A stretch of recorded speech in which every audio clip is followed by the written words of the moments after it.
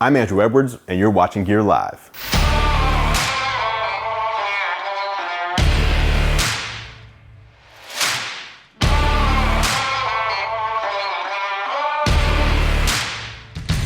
Sonos makes some of the best sounding speakers that you can find at the consumer level, and they were also the pioneer of whole home connected audio. The only problem with Sonos was, in order to use it, you had to be at home.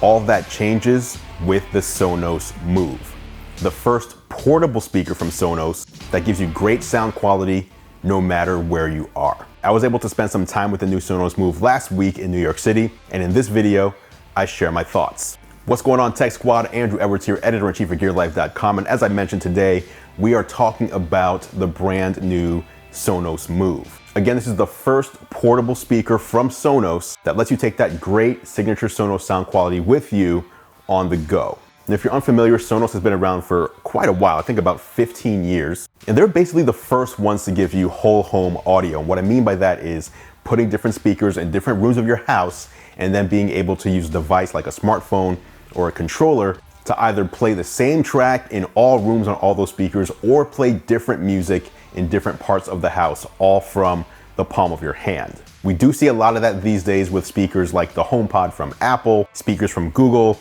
LG, and a bunch of other companies, but definitely Sonos was the first one to innovate in that space. But like I said, it's always been inside the home or inside of a business or inside of some sort of building, apartment complex, your condo, etc. You can never take those Sonos speakers with you. In fact, I live here in Seattle where there is a rain season, and often when I want to have my Sonos outside, I have to unplug one from inside the house, bring it outside, plug it in, and then hope that I remember to bring it back inside, because you never know when it's gonna rain. All that changes with the brand new Sonos Move. First and foremost, being a Sonos speaker, the Move sounds fantastic. Sonos makes some of the best sounding speakers out there.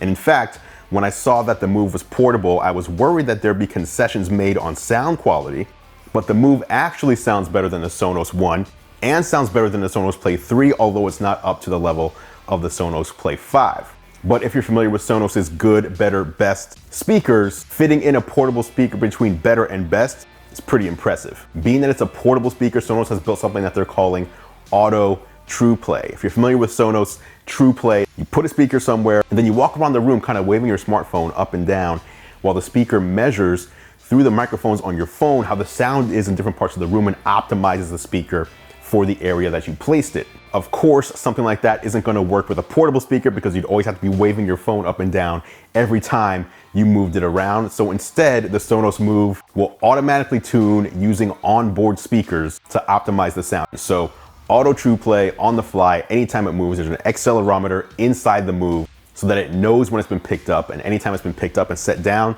it will automatically conduct another Trueplay optimization. As you can see, it's got the familiar control buttons on top, and then around back, you've got a power button, you've got a connection button, and then you've got the Bluetooth and Wi-Fi switch button. So Sonos has always been about Wi-Fi connection, but since this is a portable speaker, you're not always gonna be on Wi-Fi. Sonos did say that they put in the most powerful Wi-Fi radios and antennas that they've ever put into a device. So if you pick up the Move and carry it to your backyard, it should still be able to connect to the Wi-Fi in your home, obviously depending on how strong it is. But if you take it to the park or something like that, you're not gonna get a Wi-Fi signal. So there's a Bluetooth button on back that allows you to switch over to Bluetooth mode and just play your music directly to the Sonos speaker. When you're on the go, the Sonos Move is gonna get about 10 hours of battery life when listening at an average volume. And the cool part is that since Sonos expects this to be a speaker you hang on to for a number of years, and since rechargeable batteries don't seem to last multiple years, Sonos actually made the battery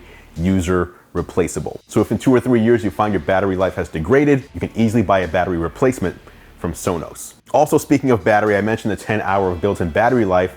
There is also a USB-C port on the back of the Sonos Move, and you can use this port to plug in power. So not just power when you're connected to the wall, but if you're on the go or again at a park or somewhere else at the beach, you can plug in a USB-C power bank and keep the music going on your Move that way. Being that it's portable, Sonos also considered protecting the Move from the elements. It is IP56 rated, which means it's splash proof, dust resistant, and shock resistant. Sonos actually had a few different stations to show the durability, and also told me that if you left this thing outside in the rain by accident, it would be completely fine in the morning. In fact, if you left it in the middle of your lawn and your sprinklers turned on, it would also be fine from that. There are also a bunch of different liquids that Sonos showed that have been spilled and tested on the Move. None of these harm it at all, including bleach. So if you're at the barbecue and you spill a little ketchup on it, you are fine. And in fact, if you bump into it by accident and it falls to the ground, it should also be fine because it is shockproof as well. Since this is a Sonos product, you may be wondering if it can be paired